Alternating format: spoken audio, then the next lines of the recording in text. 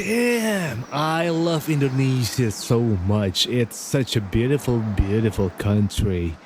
Oh. Kenapa nih? Kok tiba-tiba ngomong kayak gitu nih Kak Acil? Yeah, as you know, I live in Indonesia for a long, long years and I can see the sun shining. In Indonesian please. Ya gitu Nel, matahari bersinar sepanjang tahun itu kan nyenengin banget ya. Tumben nih gak ngeluh kepanasan, ada apa nih Kak Acil? Nah itu, kalau dipikir-pikir nih, itu kan sebenarnya nikmat sama anugerah Tuhan yang perlu disyukuri kan. Jadi menurutku cara bersyukur yang paling tepat adalah dengan memanfaatkan semaksimal mungkin sumber daya itu demi kemaslahatan kita semua. Coba nih sekarang kita ngayal dikit ya Nel ya. Kalau misalnya nih semua atap rumah atau kaca-kaca di gedung-gedung yang tinggi itu tuh, especially di kota, dipasangin panel surya. Itu kayaknya bakal nggak cuma hemat di kantong aja, tapi bakal signifikan banget buat menekan laju pemanasan global. Itu baru dari matahari. Coba deh, tiap daerah gitu ya, punya potensi energi terbarukan yang beda-beda. Wih, bayangin, kalau semuanya itu bisa dioptimalin, diwujudin, keren banget tuh pasti. Yeay Kak Acil for 2024. Eits, enggak lah. Tapi menurutku emang sekarang nih kita perlu banget punya pemimpin-pemimpin masa depan yang emang beneran peduli terhadap isu krisis iklim ini. Udah bisa dicek-cek tuh dari sekarang. Setuju banget Kak Acil. Tapi sekarang gimana ya kalau kita cek dulu nih potensi energi baru terbarukan yang kita punya dan cari tahu gimana sih supaya bisa memanen hasilnya dan apa pula nih tantangannya. Sains sekitar kita Sains punya peran dan penjelasan tentang hampir setiap hal dalam hidup kita. produksi KBR Dan The Conversation Indonesia. Sains sekitar kita. Halo, kita ketemu lagi di Sains Sekitar Kita. Nama saya Muhammad Syarif Acil. Dan saya Cornelia Wendelina di Sains Sekitar Kita season ketiga. Nah kali ini kita mau bahas soal potensi energi baru terbarukan alias EBT di penjuru Indonesia dan gimana sih cara kita memanennya. Karena kita pengen banget nih ngebantu dalam tanda petik pemerintah gitu ya, ngewujudin lingkungan yang lebih bersih dengan cara transisi energi. Jadilah kita sekarang ngingetin lagi dan lagi kalau sebenarnya potensi energi EBT kita tuh banyak banget. Kita dorong terus ya Kak Acil, siapa sih yang gak mau kalau ujungnya bisa lebih hemat biaya listrik, lingkungan bersih, teman-teman masyarakat adat juga gak perlu kehilangan hutan mereka, dan kita jadi lebih sehat gitu. Indah banget kan ya kalau itu beneran kejadian. Tapi Kak Acil sebenarnya gimana sih potensi EBT yang ada di Indonesia? Nah, kalau ngelihat data dari Kementerian Energi Sumber Daya dan Mineral, total potensi EBT per 2021 itu tuh ada 3.600-an gigawatt. Paling gede potensinya adalah energi surya hampir mencapai 3.300 gigawatt. Lalu ada energi angin, air, gelombang laut, bioenergi, dan panas bumi. Nah, penelitian soal potensi EBT ini juga dilakukan oleh banyak lembaga lain. Contohnya, Institute for Essential Services Reform atau IESR. Bagusnya, kita mending dengerin langsung dari Akbar Bagaskara, peneliti bidang ketenagalistrikan dari IESR. IESR sendiri juga memiliki perhitungan sendiri terkait dengan potensi ini, dengan sebenarnya nilainya tidak jauh berbeda dengan perhitungan yang dilakukan oleh SDM. Mungkin yang berbeda itu di potensi energi solar di tempat kami itu lebih tinggi di angka 7.714 gigawatt. Dan IESR sendiri kita mengakses ini berdasarkan persebarannya di tiap-tiap provinsi. Jadi kalau bisa saya rangkum terkait dengan persebarannya juga di penjuru Indonesia, untuk tiap-tiap jenis EBT ini memiliki persebaran yang beda-beda. Misal sebagai contoh, potensi surya itu terbesar itu berada di Sumsel, Jambi, Riau, Kalimantan, dan Papua. Jadi di bagian timur Sumatera, Kalimantan, dan Papua. Sedangkan untuk energi air itu banyaknya itu di Sumatera bagian utara, Sumatera Utara, Aceh, serta di Sulawesi, dan Papua, dan juga Jawa Barat. Sedangkan untuk angin itu banyaknya berada di bawah, di daerah Jawa, Nusa Tenggara, Sulawesi bagian selatan, dan juga Maluku. Dan yang terakhir itu biomasa atau bioenergi itu, karena itu terkait dengan biasanya hasil perkebunan, jadi potensinya itu paling banyak di daerah yang banyak perkebunannya, yaitu di Sumatera dan juga Kalimantan. Ternyata selisih angka potensi energi surya besar juga ya. Apa ya sebab hasil penelitian IESR berbeda dengan ESDM? Ini terkait dengan metode yang dilakukan. Kalau di IESR sendiri kita melakukan perhitungan berdasarkan dengan data satelit, kita melakukan mapping, melihat potensinya dan juga ketersediaan lahannya berdasarkan data satelit tersebut. Sebenarnya menurut saya SDM juga melakukan hal yang sama, mungkin indikator atau parameter yang digunakan itu berbeda. I see. Tapi meskipun angkanya beda, kesimpulannya tetap sama ya. Energi surya tetap juara potensinya sebagai energi terbarukan. Jadi sambil kita ngeluh panas dikit-dikit sama teman di sekitar atau teman di sebelah, kita dorong terus nih supaya sumber yang berlimpah-limpah ini bisa dimanfaatin. Aku penasaran nih. Sejauh ini pemanfaatannya gimana sih Kak Akbar? Kalau kita lihat secara agregat nasional, dengan potensi total tadi sekitar 3.600-an gigawatt itu, Indonesia sendiri itu potensi yang termanfaatkan tuh masih cukup kecil, di angka 10,8 gigawatt. Itu per September 2021. Dan mungkin kalau sekarang 2022, 2023 mungkin tidak akan jauh berbeda. Sehingga itu akan sangat kecil, jadi kayak dibandingkan angka 10-11 gigawatt dibandingkan dengan potensi kita yang berada di kisaran 3.600-an. Jadi memang masih banyak potensi yang masih bisa kita manfaatkan. Ya memang sih kita nggak bisa memanfaatkan secara langsung panas matahari, kecuali buat jemur baju, ya nggak? Emang perlu alat untuk mengubah panas matahari tadi jadi energi listrik. Nggak hanya untuk mengolah energi surya, ini berlaku juga untuk air dan sebagainya. Aku paham sih ini memang perlu waktu dan juga biaya. Tapi sebetulnya kayak apa ya tantangannya? Untuk hydro dan geothermal, itu tantangannya adalah mereka ini site spesifik, biasanya itu berada di daerah yang jauh dari kota atau jauh dari beban listriknya, sehingga butuh eksplorasi lebih lanjut, dan itu mengakibatkan waktu pembangunannya cukup lama, kisaran bisa sampai 7-10 tahun jika waktu pembangunan hydro dan geothermal ini. Sehingga kalau misal mau kita tarik untuk target terdekat gitu, mungkin pembangunan hydro dan geothermal akan cukup tidak visible sih. Dan kalau untuk energi lain, misal angin dan surya, kita nyebutnya variable renewable energy atau VRE, di mana kita itu tidak bisa mengkontrol keluaran energi yang dihasilkan dari jenis pembangkit ini, karena mereka sangat bergantung pada faktor alam, dan ketidakstabilan keluarannya itu tuh bisa mengganggu kestabilan di jaringan listrik. Terus mungkin untuk biomasa, kendalanya sendiri ada di bahan bakar biomasa ini, karena tergantung dengan hasil perkebunan atau hasil alam di daerah tersebut, dan biasanya membutuhkan jumlah yang banyak, dan itu akan menjadi kendala di pembangunan biomasa ini. Tapi kalau misal secara umum, kendalanya sendiri itu adalah persebaran energi baru terbarukan ini itu tidak merata, hanya di beberapa wilayah tertentu. Sebenarnya di semua wilayah ada, tapi yang tadi saya sebutkan itu yang memiliki potensi paling besar. Kalau yang saya sebutkan tadi itu paling banyak misal di Papua, di Sumatera begitu. Sedangkan beban listrik terbesar Indonesia itu ada di Jawa gitu.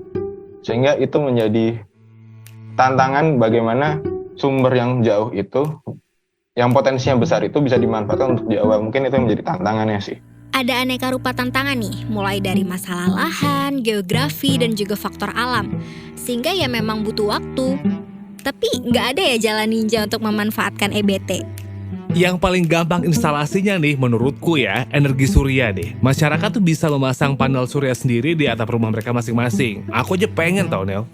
Emang sih Kak, ini keren banget. Kita bisa produksi dan juga konsumsi listrik sendiri di atap rumah kita masing-masing. Aku mau banget sih ini. Iya nih, aku juga lagi nungguin implementasi regulasi soal PLTS atap nih. Maret kemarin kabarnya segera disahkan, nanti coba dicek-cek lagi deh. Oh, yang revisi Permen ESDM nomor 26 tahun 2021 itu ya Kak? Aku baca-baca nih, kabarnya bakal membebaskan konsumen dari batasan kapasitas instalasi. Dulu kan sempat rame tuh, karena PLTS atap dibatasi hanya boleh pasang 15% aja dari kapasitas listrik yang terpasang. Jadi nggak signifikan gitu kalau cuma segitu aja. Nah Kak Akbar mungkin bisa jelasin nih, ribet nggak sih pemasangan PLTS atap? Untuk pemasangan sendiri bisa memilih 2 jalur. Yang pertama itu mengurus sendiri, dan harus mengikuti beberapa langkah. Dan langkahnya itu pertama itu harus datang ke PLN wilayah setempat untuk mengajukan permohonan. Terus nanti PLN yang akan melakukan evaluasi dan verifikasi terhadap permohonan tersebut. Terus kalau surat izinnya sudah keluar, PLTS atapnya boleh dipasang. Terus harus mengurus sertifikat layak operasi, dan sertifikat tersebut disampaikan kembali ke PLN sehingga PLTS atap ini bisa terkoneksi ke jaringan gitu. Dan cara yang kedua adalah cara yang mungkin lebih simpel. Jadi pemasang ini menunjuk atau memakai jasa vendor atau EPC, yang mana intinya pemasang ini akan terima beres, jadi akan diurus oleh vendor atau EPC ini. Dan mungkin yang jadi perlu catatan adalah pencarian vendor atau EPC ini masyarakat belum cukup aware gitu, bagaimana memilih vendor yang tepat dan atau ini harus ngubungin kemana sih gitu. Dan terkait dengan poin terakhir tersebut, ISA sendiri memiliki inisiatif platform, masih web-based platform, namanya solarhub.id, di mana di platform tersebut tuh bisa menghubungkan calon pengguna dengan penyedia jasa tersebut, si vendor atau EPC tersebut. Jadi di web kita itu ada direktori EPC, direktori EPC di daerah pemasang gitu. Nah, direktorinya jadi entar harus menghubungi kemana, dan juga bisa melakukan perhitungan membantu calon pemasang itu mengetahui potensi PLTS atap di rumah atau bangunannya tersebut bisa dihitung, dan juga ada kalkulatornya sehingga bisa melakukan perhitungan kasar terkait dengan biaya investasi yang diperlukan, terus ntar kira-kira balik modalnya kapan di platform kita tersebut. Kalau misalnya nih aku mau masang PLTS tuh ya, udah jelas aku bakal cari vendor mana yang bisa membantu aku dengan harga yang paling masuk akal ya kan. Jadi duduk ngelihat wah udah beres semuanya. That's what I did. Terima beres aja ya Kak. Yoi. Memang sih segala urusan itu udah dipermudah ya Kak Acil. Sampai IESR juga punya platform solarhub.id tadi untuk membantu mereka yang berminat memasang PLTS atap sampai ke biayanya juga dihitungin loh. Tapi gimana sih awareness masyarakat soal transisi energi dan juga minat mereka ke pemasangan PLTS atap? Untuk masalah minat, ini tergantung dengan tadi itu, apakah ini akan cukup menguntungkan ke depan atau tidak. Dan ini juga mungkin ke depannya minatnya akan makin tinggi karena biaya panel surya sendiri diprediksi ke depannya akan turun, sehingga itu akan menjadi lebih menguntungkan buat masyarakat. Tapi nih, kalau misalnya kita ngelihat data dari IESR ya, jumlah PLTS atap yang terpasang itu sebanyak 2.566. Mayoritasnya masih di Pulau Jawa. Apa kabar daerah lain ya? Terutama desa atau kampung yang akses listrik dan energi aja masih susah. Bukannya EBT terus jadi solusi ya? Atau ini cuman di pikiranku aja kalau sebenarnya penerapannya gampang gitu? I don't know. Ada sih Kak daerah yang udah mulai memanfaatkan potensi EBT, tapi mungkin belum banyak ya. Misalnya nih, aku pernah baca di Desa Bondan di Cilacap. Ini tuh salah satu dari banyaknya desa yang tidak mendapatkan listrik karena lokasinya itu dekat lautan gitu. Tapi karena potensi EBT yang besar banget nih, dibangun teknologi namanya Hybrid Energy One Pole atau HEOP, sebuah teknologi listrik yang menggabungkan energi angin dan juga surya. Hal serupa juga bisa kita lihat nih di Kampung Merabu di Kalimantan Timur ya Kak Acil. Mereka itu punya perusahaan listrik sendiri dari energi surya dengan kapasitas 300 kW peak. Itu tuh setara pasokan listrik untuk 20 tahun loh bagi kampung itu. Kan banyak banget tuh. Lumayan lah aktivitas warga kampung jadi lebih mudah karena akses listriknya lebih terjangkau. Pada dasarnya akan sangat baik jika suatu daerah, mau itu kampung atau kota atau profesi dan lain itu bisa memenuhi kebutuhan energinya sendiri. Kita nyebutnya sebagai balance keseimbangan neraca energi karena dalam artian wilayah tersebut nanti tidak akan bergantung pada pasokan dari daerah lain, sehingga kestabilan energinya akan lebih terjamin dan juga tidak akan bergantung pada hal-hal yang sifatnya volatile atau tidak stabil. Jadi pemanfaatan di daerah sendiri itu akan mengurangi cost juga dan juga akan menjamin ketersediaan energinya. By the way nih, aku mau nanya, pembangkit listrik EBT itu kan ada alat-alat yang mesti dirawat ya. Kalau misalnya nih, ini dibangun di kampung-kampung gitu gimana ya? Kalau untuk masalah bagaimana dengan biaya dan perawatan alat, apakah efektif? Sebenarnya pemanfaatan energi ini juga tergantung dengan potensi energi terbarukan di wilayah tersebut. Jadi tiap wilayah tidak bisa misal, harus pasang surya, harus pasang ini, harus pasang ini. Tergantung, misal di wilayah tersebut ada potensi hidro ya itu yang dimanfaatkan, ada potensi biomasa ya itu yang dimanfaatkan. Jadi memang benar-benar case by case. Dan memang yang menjadi PR adalah bagaimana perawatannya sih. Bagaimana kita bisa tetap memaintain teknologi yang susah dijangkau. Idealnya warga lokal lah yang harus bisa mengoperasikan dan merawat teknologinya sendiri gitu. Tidak bergantung pada orang yang tidak disebut, karena misal kalau ada problem akan lebih cepat dalam menyelesaikan masalahnya jika orang tersebut berada di wilayah tersebut gitu. Akan tetapi prakteknya, PR-nya tersebut adalah untuk memberikan capacity building atau mendidik sehingga warga lokal itu dapat melakukan hal-hal tersebut sendiri gitu. Itu yang mungkin akan menjadi PR sih. Jadi tetap ada PR lanjutan ya soal edukasi. Nah, anak muda bisa ambil peran aktif nih mendorong desa mereka jadi desa energi. Apalagi anak-anak muda lebih melek informasi dan teknologi, ya enggak? Ada potensi lapangan pekerjaan nih buat kita anak muda. Bisa jadi insinyur energi terbarukan, ahli energi, ahli lingkungan, petani urban, atau periset transisi energi. Kalau terkait dengan anak muda ya tentu saja kalau yang secara konvensional mungkin ya bekerja di sektor-sektor yang melakukan transisi energi gitu, sektor-sektor yang sudah tersedia, sektor-sektor yang sudah ada gitu. Dan mungkin jumlahnya tidak terlalu banyak.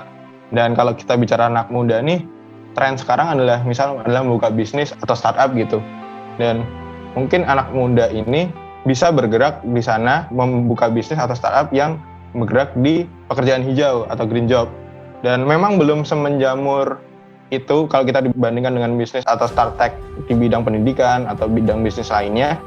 Akan tapi setahu saya pendanaan untuk bisnis yang berbasis transisi energi ini sudah mengarah ke arah yang positif, sudah banyak pendanaan yang digerakkan ke arah sana gitu. Sehingga peluangnya tuh cukup ada untuk melakukan ini. Jadi terkait dengan adanya pendanaan tersebut diharapkan akan lebih menjamur anak muda yang membuka bisnis di sektor energi hijau ini. Dan dengan hal itu diharapkan lapangan pekerjaan hijau atau green job ini akan semakin banyak lagi ke depannya dan dapat menyelesaikan masalah lingkungan juga gitu. Mengutip kata-kata bijak yang pernah saya lihat, intinya selama ada kemauan pasti ada jalan. Jadi insentifnya adalah untuk generasi-generasi yang lebih muda sih menurut saya sudah cukup banyak yang bergerak di bidang transisi energi ya. Sudah menjadi tren dan lifestyle karena anak muda sendiri tuh lebih aware terhadap climate change, terhadap perubahan iklim yang terjadi gitu. Dan sudah mulai concern terhadap itu. Dan mungkin insentif terbesarnya adalah lebih itu sih, ada kesempatan untuk berpartisipasi aktif untuk menyelesaikan masalah terkait dengan climate change tersebut. Kita ketemu lagi di episode berikutnya Sains Sekitar Kita. Tunggu infonya ya di akun Instagram KBR Prime dan kbr.id. Saya Cornelia Wendelina. Dan saya Muhammad Syarif Acil, thank you banget udah dengerin ya. Kami pengen banget loh dengerin saran dan juga komentar kamu, jadi sampaikan aja langsung melalui podcast@kbrprime.id. Bye! Sains Sekitar Kita. Sains punya peran Dan penjelasan tentang hampir setiap hal dalam hidup kita. produksi KBR Dan The Conversation Indonesia. Sains Sekitar Kita.